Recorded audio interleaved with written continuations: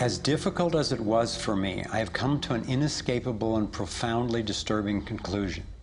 I believe that an elite group of people and the corporations they run have gained control over not just our energy, food supply, education, and health care, but over virtually every aspect of our lives. And they do it by controlling the world of finance, not by creating more value, but by actually controlling the source of money. When I followed the money, I found that it took me up the levels of a pyramid. Here we are at the bottom level going about our daily lives. Above us is government, people who are given a monopoly on force and use it to tax and control us whether or not we agree. But who controls them? At the next level are the corporations.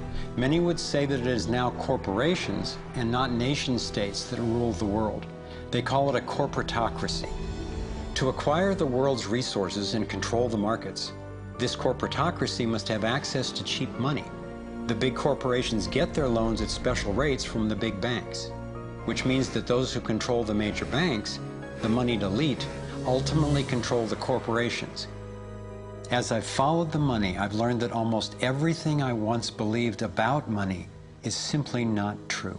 It's interesting how few questions we actually ask about very everyday things, like when we go into a bank and we ask for a loan of, say, $50,000, £50,000, what actually happens? You see, most people live their lives based on a kind of vague image of what happens. What actually happens is you ask for £50,000, they type into your account £50,000. That's all they do. They don't mint any coins, they don't print any money, they don't move any precious metal anywhere. They just put £50,000 into your account on a computer screen. From that moment, you start paying interest on money that has never, does not, and will never exist.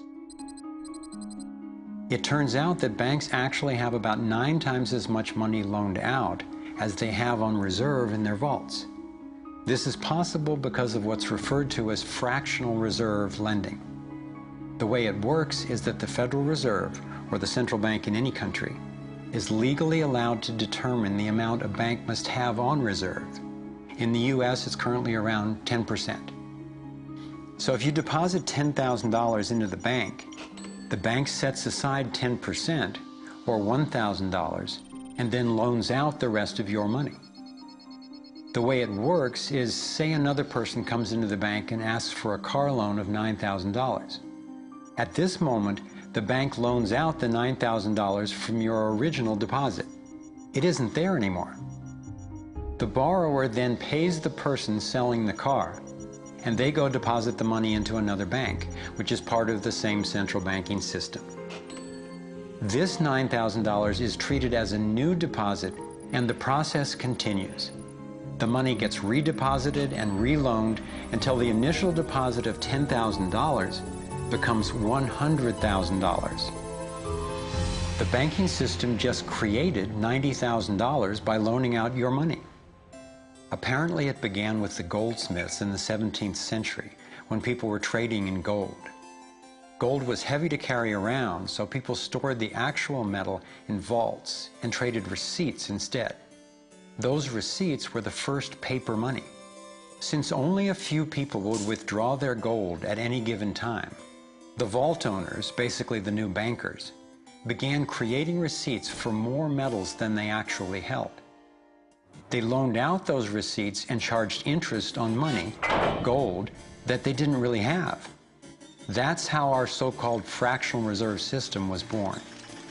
In this system, the bankers get to make up money out of nothing, while the rest of us have to work hard to earn it.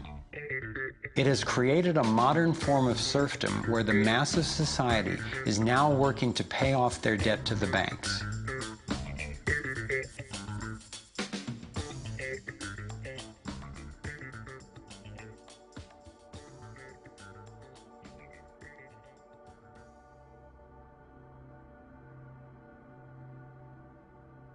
Under